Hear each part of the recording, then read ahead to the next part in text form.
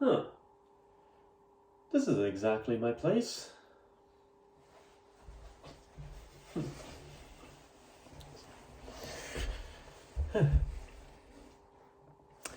Good day, folks, and welcome to the Anorak Review Show with your host, the Anorak.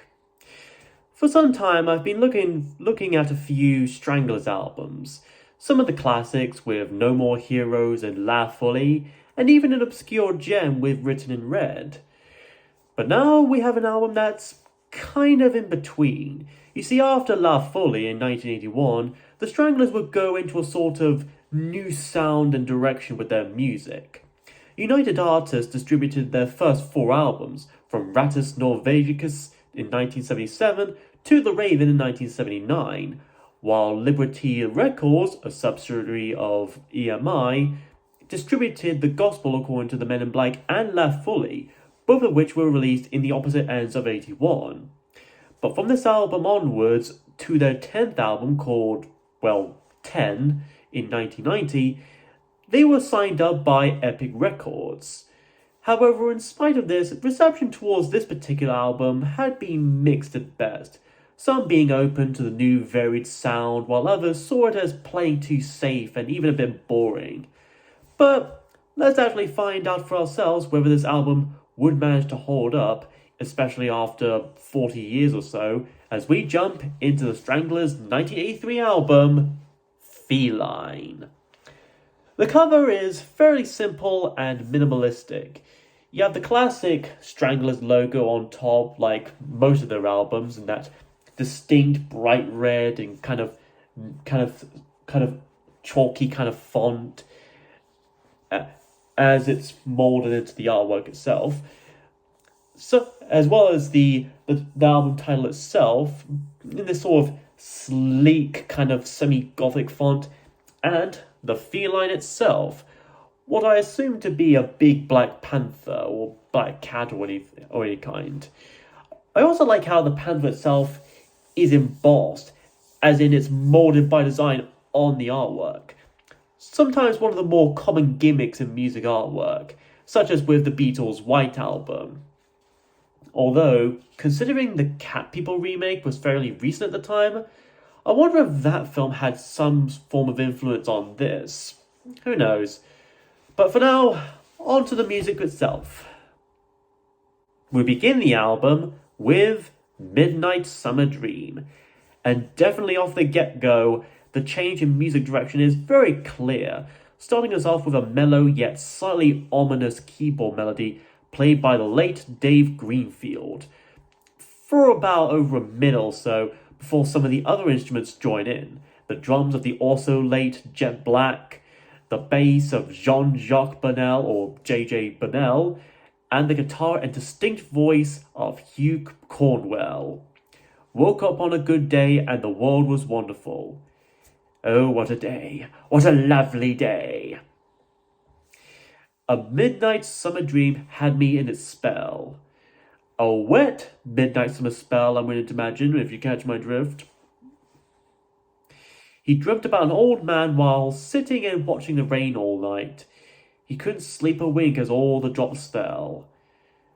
It's going to turn out to be Herbert from Family Guy looking up at him through the window. The old man in question told Hugh of the beauty hidden in our foreheads. Clearly the most beautiful part of the human body. The forehead. Does this look sexy enough for you?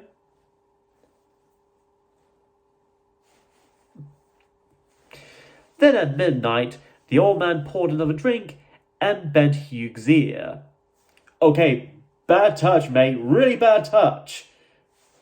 Actually, bending someone's ear is actually a common saying meaning to keep on talking for a really long time. But still, it wouldn't entirely surprise me either way.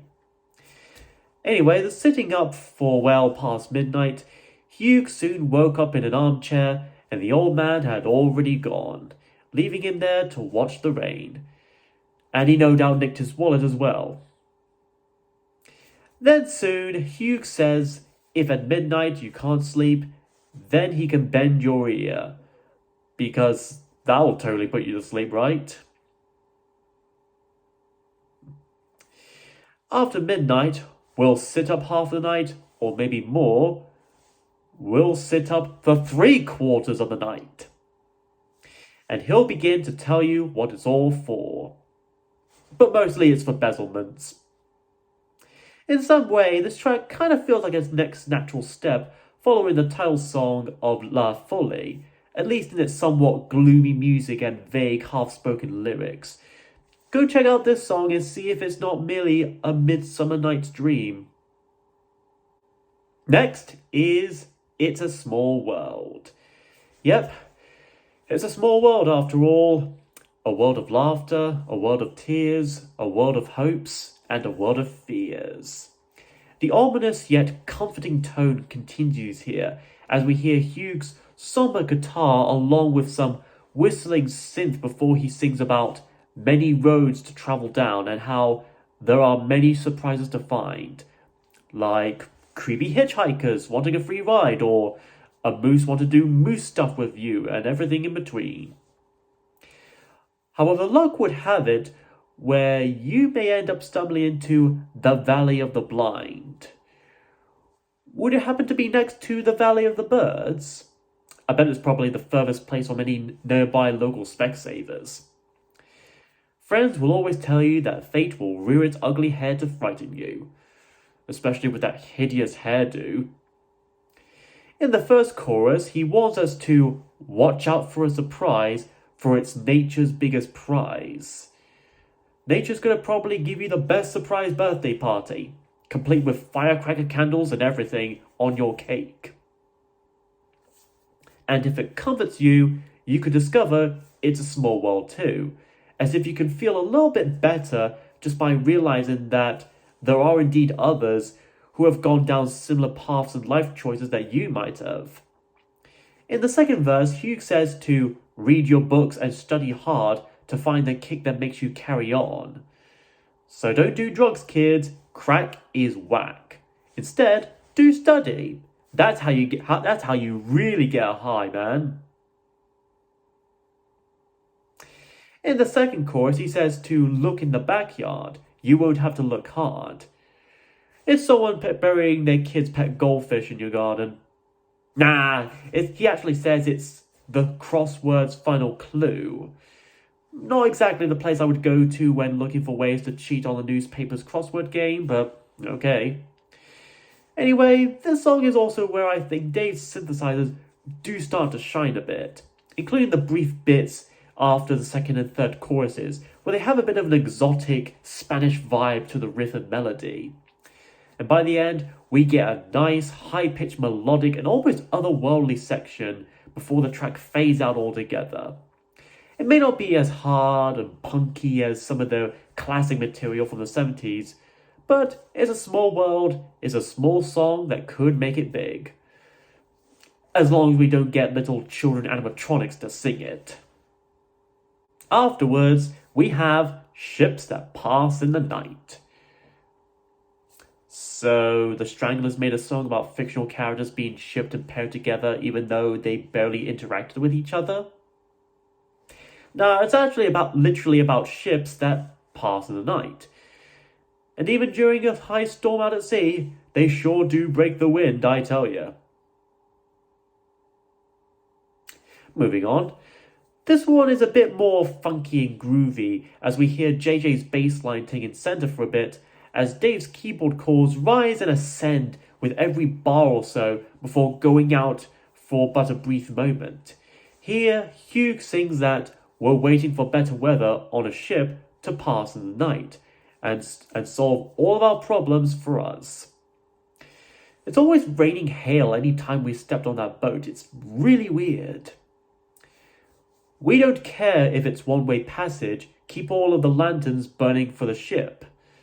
Clearly, this requires help from the lantern corps. Then there's the chorus when suddenly we see a mast approaching us pretty fast.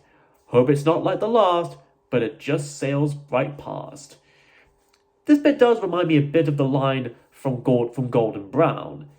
Every time, just like the last, on her ship tied to the mast, to distant lands takes both my hands. Probably coincidence, but it could still be an interesting reference and callback. Then we get scanning romantic oceans for the ships that pass in the night, especially when our scanning systems keep getting faulty. Some kind of religious notion, or vote for a politician, or pray for a good physician. Or at least anything but a dentist. They have a talent for causing things pain and being inhumane. While it may not be the most memorable song on this album, it does still have a bit of a mood to it, especially with its chorus, and it does paint an eerie picture of being on a yacht of sorts, drifting along this dark, black ocean late at night, just as the sun just started setting in. Ships That Pass in the Night is a song that might be worth listening to in the night. Side 1 ends with The European Female, in celebration of. Possibly the most well-known song on this album, mostly due to being made a single and having reached number 9 in both the UK and Ireland singles chart. And listening to it again, it's not too hard to see or hear why. The music has this suave and enticing nature to it, with its Spanish-sounding guitar and twinkling synthesizers, like a femme fatale in music form. Hugh sings with a slightly whispery tone about how he knew that a particular woman was a feline, hence likely why the album is titled as it is. In fact, I think that simple name and word pretty much sums up not only this song here, but the album as a whole so far. A good chunk of the lyrics seem to describe this feminine figure, moving with ease and grace, green eyes that hold mystery, no clear emotion on her face, and when she speaks, her lips kiss the air around her face. The chorus itself, and a reoccurring line, sums it all up generally. The European female is here. Which European country exactly? Does it even really matter? We'll be together for 1,000 years. That is, if you both happen to be immortal, of course, or have really long life expectancy. And do you really fear that you might fall? Well, cats do apparently land on their feet and generally have 9 lives, so probably not. In a way, the song feels like a good theme for a character like DC's Catwoman or Marvel's Black Cat. In fact, if either actually ever get to have their own film in the near future, they'd better have this song in it, among a couple of other songs I could think of. The European Female is a soft, sultry, and seductive song that's bound to have you under its spell.